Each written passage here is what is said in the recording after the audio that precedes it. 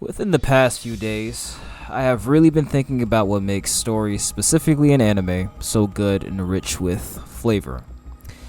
Is it the iconic character and story that we're following? Is it the supposed threat that impedes and makes its presence undeniable? Are these things enough to make a story worth watching or reading? Well, admittedly they can be, but no, at least not for me. The one thing that crosses my mind when I'm watching an anime or reading a manga is, where the hell are the consequences? For instance, you'll be following a set of characters and they go through so many battles, confrontations, etc, etc, etc. What I've seen is that you can almost tell when someone isn't going to be punished for their actions because of who they are in the story. And it just makes for a pretty mediocre and predictable experience. I mainly focus on shonen protagonists in this case because there is little to no punishment for any choice that they make simply because of one thing and one thing alone. Plot armor. For those that don't know, plot armor is essentially when a character is in a situation where they should experience some kind of consequence from an event, but it doesn't take place for the sake of the story. In most anime, shonen mostly, this is everywhere. It is all over the place, and it's even in some of your favorite stories in anime. But does this make a story trash? No, not entirely. Can it weaken it? Absolutely.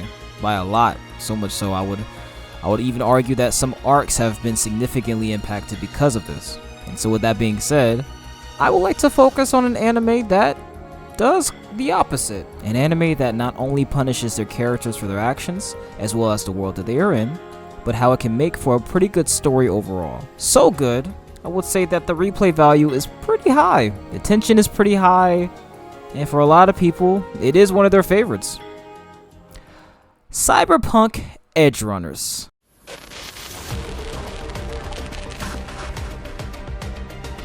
Now, Cyberpunk Edgerunners, for me, is how you tell a pretty damn good story from beginning to end, presenting the consequences of the world that was built and the choices made, damn near without any plot armor. If you haven't already seen the anime, here is a quick summary. The year is 2075 in Night City, where we follow David Martinez. He lives in the slums with his mother, Gloria Martinez, who is an EMT, and he also goes to Arasaka Academy, a pretty prestigious school where he effectively gets kicked out. He's a bit of a rebel. As the story continues, I'll just say that things don't go well for David, and he ends up with one of the worst days of his life. It just gets worse and worse and worse. But then he runs into someone named Lucy, who is an edge runner. From there, they go on a bit of an adventure, and he runs into her team. That's where the story essentially begins. And I'll just stop there for now, in case you want to go watch it for yourself. Now, what had me hooked from the get-go is the beauty in the world that they presented. Seriously, it's pretty. And just in the beginning, they do a great job building up the direction of David, where he stands, and where the story is getting ready to go. It's pretty neat. Despite this though, there is punishment everywhere. Not only from financial instability and how they would evolve, but also from the different characters that are introduced into the story and the quote-unquote power system.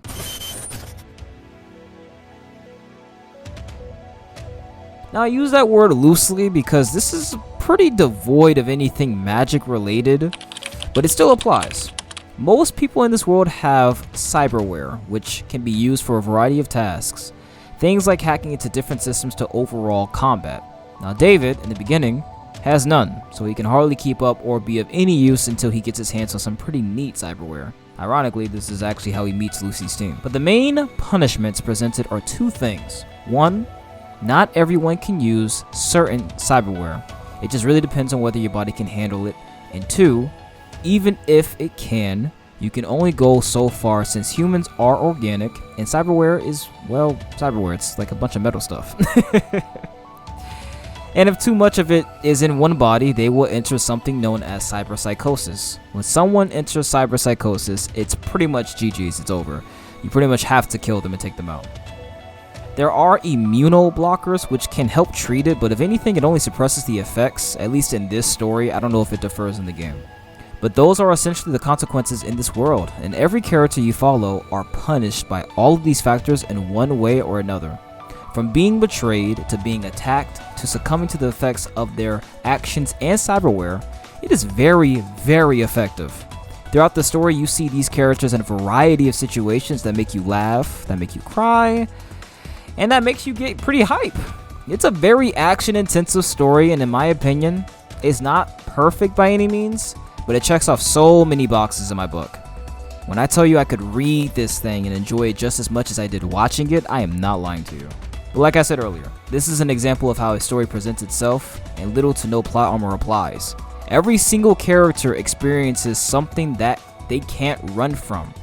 And it also helps that they are all imperfect in so many different ways. They all fall under the umbrella of consequence, which I think is pretty damn good. And I would argue that makes for a pretty damn good story. I don't want to follow a story where you can almost telegraph every little event that will happen.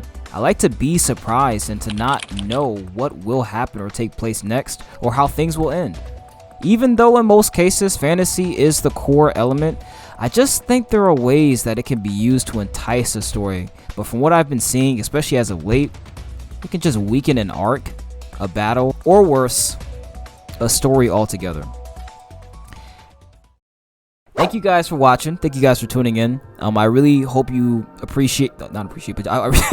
I really hope you enjoyed this video. This has just been something that's been on my mind for actually a few weeks now. I really miss the days where, I don't know, stories were considered a lot more in detail, and that things like plot armor wasn't so present. It's literally all over the place. I don't love it. And like I said earlier, I don't think it necessarily ruins a story, but it can heavily, negatively, I should say, impact a story, and it can definitely negatively impact characters that we're following too. So thank you guys again for watching. Thank you guys for tuning in. If you do like what you see here, please go down, like, share, and subscribe. Greatly appreciate any and all support, and I will see you guys in the next video. Peace.